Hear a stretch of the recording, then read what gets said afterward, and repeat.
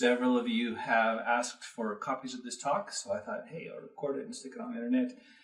This is pretty close to the version I gave in church today, plus the parts that we didn't have time for. So here goes.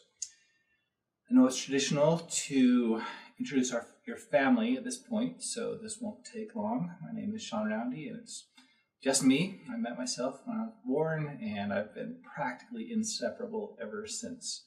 I'm an author, teacher, software trainer, and rescuer. I love adventure and excellence and keeping life interesting, which I sometimes do well and sometimes less so. I've got some exciting things to share with you today, and I hope you'll enjoy this talk, but I hope you'll enjoy even more applying the things that I'm going to talk about. Gary Stevenson's talk is titled Shepherding Souls. In it, he mentions the need to care for one another, to bring others to Jesus, and to seek out the lost sheep. Today, I'll build on his talk and add some depth and application to make us more effective ministers and more excited about our jobs as shepherds. Over the past 19 years volunteering for search and rescue, I've had scores of experiences seeking lost souls. In most cases, these people merely suffer some minor injuries, or maybe they got lost out off the trail after dark, or stuck between some frightening cliff bands, and they just need some help getting down. So they toss up a prayer to 911, and we ride in like the cavalry with our backcountry vehicles and ropes and medical supplies. They're happy to see us, and soon they're home, hopefully safe and sound, with a little adventure story to tell to their friends. Other times, however, the outcome is quite different, and it's far too late for the classic Western hero to swoop in and save the day and then ride off into the sunset and never be seen again. I'm talking about the kids who toss themselves off 400-foot cliffs, or the people who we find in a mountain meadow with a gun laying next to them in the grass where they dropped it. By then, it's too late for us to save the day. We can't put those pieces back together. As we package them up and carry them off the mountain, I always wonder to myself, which is the greater tragedy? The event that actually ended their lives here, or the years of suffering that they must have endured leading up to such extreme measures? I say it's the latter, and today I'll talk to you about preventing and resolving these problems and other much smaller problems long before things fall apart by being a different type of hero, a better, much more important hero, and rising above the cultural norms that place constraints on how effectively we minister and love ourselves and one another. So I want to ask you this question, for starters. When was the last time you felt really, truly alive and excited about whatever it is you fill your day with? When was the last time you felt really, truly loved by someone who's not in your immediate family or maybe your best friend? We are designed for so much more than being just okay and getting by. According to Moses and Jesus, ye are gods. So why pretend otherwise and play smaller than you deserve? Why live smaller lives than we're designed and intended to live? Personally, I think all of you are great, but I also happen to know that many of us suffer for different reasons, and I've heard rumors of people in our ward not always getting along perfectly. So I say, let's raise the bar. If I show you an easy, fun way to do this, will you join with me in it? I hope you will. I've got a long ways to go, and there are plenty of obstacles along the path, but I'm committed to traveling this road, and it would be fantastic to have a lot of company along the way. Before I explain this one weird trick to be a better minister, I'd like to ask you another important question. How many of you like change? I think it's safe to say that many of us are excited about 2-hour church and the fact that missionaries can call home every P-Day now, and that we don't have any more monthly boxes to check off for home teaching. I once saw a cartoon where a politician stood at a podium and said, "Who wants change?" And everybody in the audience raised their hand and with enthusiastic smiles spread across their face. And then in the next frame, it changes. He asks, "Who likes to change?" And all the hands dropped and those smiles turned a little bit to frowns. In every election cycle, each party declares themselves to be the party of change. They play to our desire for a better life, and it's an appealing illusion to think that somebody else can do that for us without much effort on our part, beyond casting our vote or maybe raising our hands to sustain somebody else. who will somehow make all this happen. But if we're willing to play our part in this new program, then we must learn to love more and better than ever before, because admit it, that's what ministering is all about.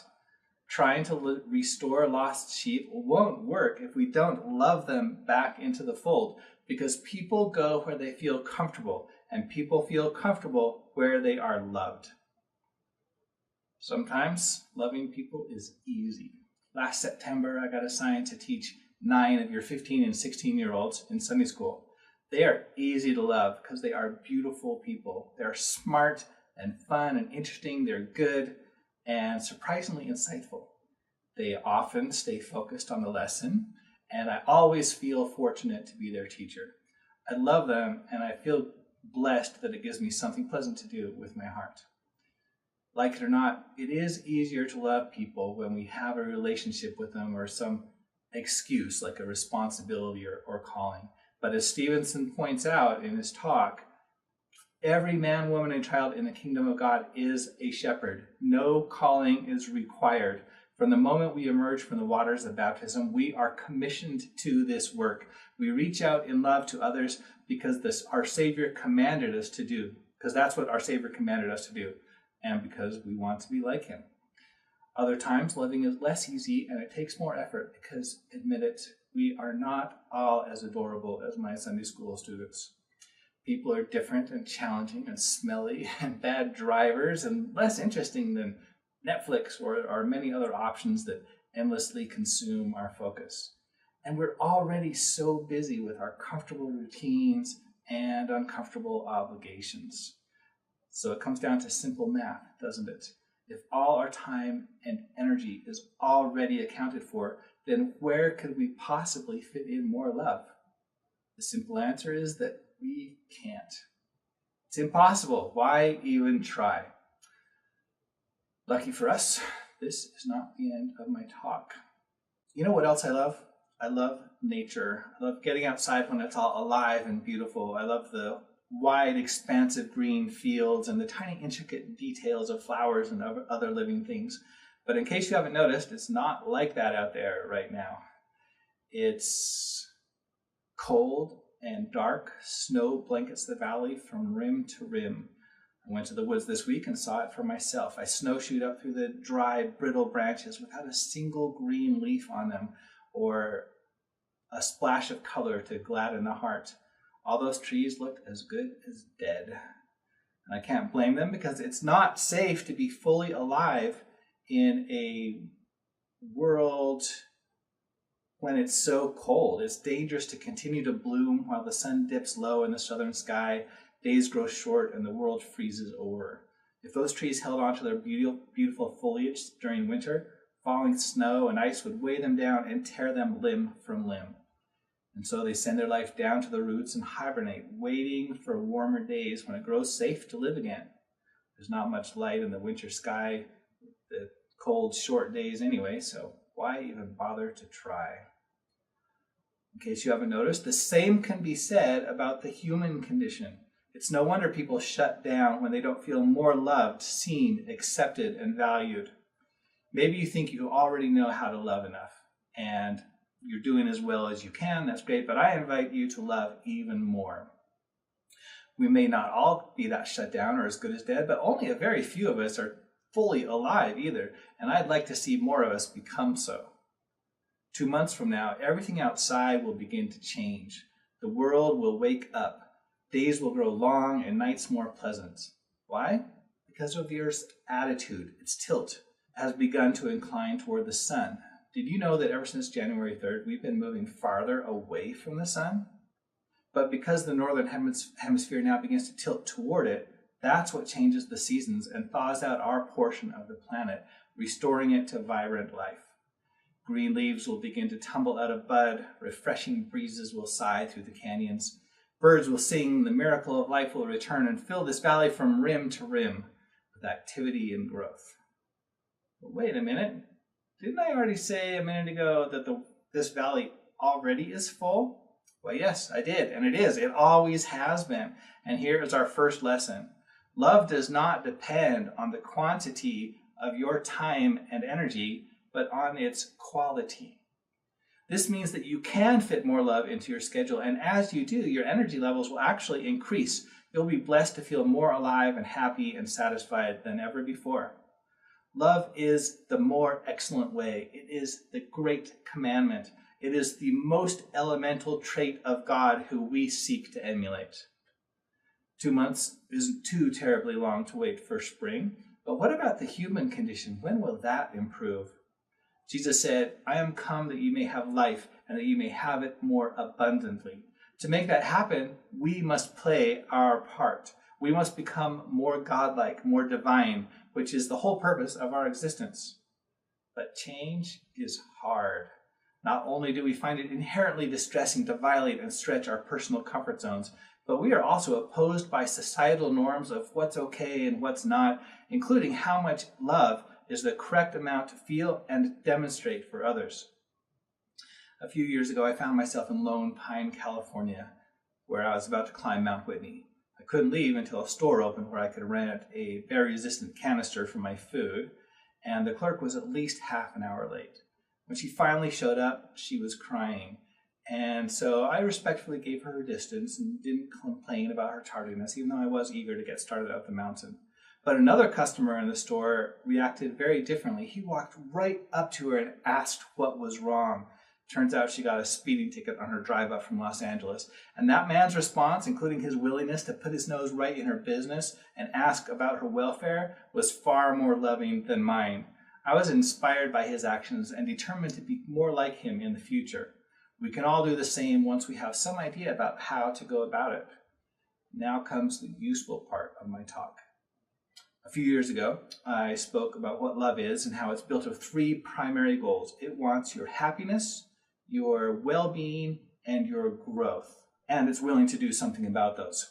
I explained how to love more by simply doing what love does, like seeing the good in others, celebrating their wins, and accepting them as they are, then get on with growth once they're ready.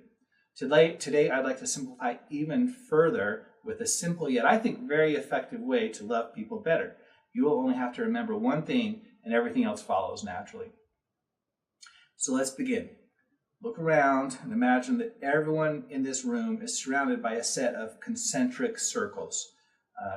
These rings begin outside of you, then draw ever closer and deeper until they encircle nothing but your heart. The outer circles represent more surface traits of an individual, such as their possessions, their weight and age, their hairstyle, and the inner circles get increasingly more personal, including their interests and experiences, memories and joys, passions and personalities, and scars. Now imagine as you interact with people that the matching rings show you which level you are connecting on, and the more engaged the person becomes, the more brilliantly they shine.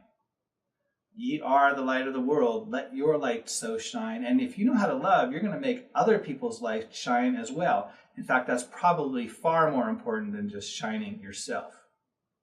Which levels, the outer or the inner, would you guess that we mortals most often interact on? Actually, you don't need to guess because you can turn to the scriptures for an answer. In 1 Samuel, we read that man looketh upon the outward appearance, but the Lord looketh on the heart. Staying on the surface is easier. It's simple, less vulnerable. It doesn't require us to put in the time and effort to look at someone more deeply. But looking deeply is exactly what love does first, which is why God looks at us that way and sees us that way, and why we ought to learn to do the same. Being seen and appreciated is one of the most nurturing, affirming things you can do for another individual.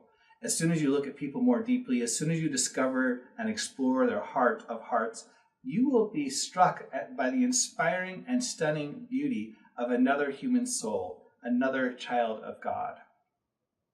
You don't have to share the same interests. You don't need to become best friends and plan vacations together in hopes that your children will grow up and marry each other.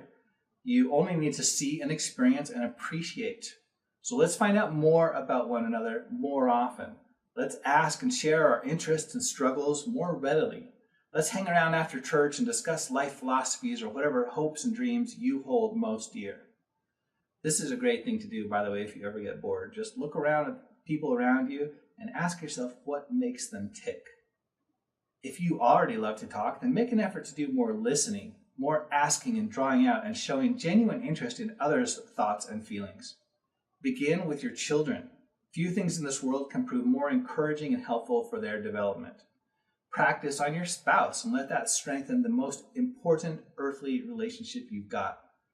Find out how often and how brightly you can ignite those beautiful, fiery inner circles of other beings until they literally glow with feeling valued and seen and appreciated. Now let's address the objections that I anticipate we all feel to some degree. Think back to that political rally cartoon. If I asked everyone in this room, who wants more love? I'm sure you'd all raise your hand. I can't imagine any honest person not doing that. But when I ask who wants to love more, we may grow a little bit more hesitant. Most of us would naturally prefer to be more loved than more loving. But the two actually go hand in hand. As you learn to love others, you will learn to see as God sees and love as He loves, as well as how to be loved and receive love from the many sources of love that surround you already. We mustn't wait until loving gets more easy because everybody else is doing it. We're not powerless here. We're not trees waiting for spring. We are the offspring of the creator of the universe. We can generate the warmth ourselves. That's what being alive is all about. So be a tulip, an early riser, poking our beautiful heads up before the snow has fully melted around us. Be a robin who sticks around all winter despite the snow and cold. People do more or less the best they know how, but it takes effort and practice. Today I do, tomorrow I understand. So dare to care. You'll figure out the details as you go along. As it turns out, changing our lives is a lot like changing diapers. It's rather unpleasant, but a whole lot better than refusing to change. Maybe you bought that diaper box because on the box it said 2 to 4 months. But if you're not changing multiple times per day, then you grossly misunderstood what that box meant, and I do mean grossly. What if people are hard to love? That happens. I encountered this situation a few months ago. There was an individual with different values and a different personality than me, which created minor friction between us. I didn't like that person as much as I like most others. But I decided that since I'm a follower of Jesus Christ, I would try to have a better attitude. So I inclined toward them and looked for the good in that person while wishing for their well-being, and soon found myself flying high above the previous friction. Love transcends such matters. Love never faileth. Love places you in a position of power where you transcend fear, scarcity, and selfishness, because those concerns just fall by the waysides as you care more about the person's happiness and well-being and growth. It's way easier than you think once it clicks, you make that jump. Love your enemies, Jesus taught in this week's reading, that ye may be perfect. What if you try to love someone, but they don't open up to you and let it in? It can take time to earn someone's trust, and maybe once you learn to really love people's heart of hearts, they will trust you enough to allow you into their forest, where you can begin to bring transformative warmth and light, and where you can enjoy beautiful, pleasant afternoons in the refreshing shade. This reminds me of this beautiful passage by Mary Oliver that talks about letting people in. Ordinarily, I go to the woods alone, with not a single friend, for they are all smilers and talkers, and therefore unsuitable. I don't really want to be witnessed talking to the catbirds or hugging the old black oak tree. I have my way of praying, as you no doubt have yours. Besides, when I am alone, I can become invisible.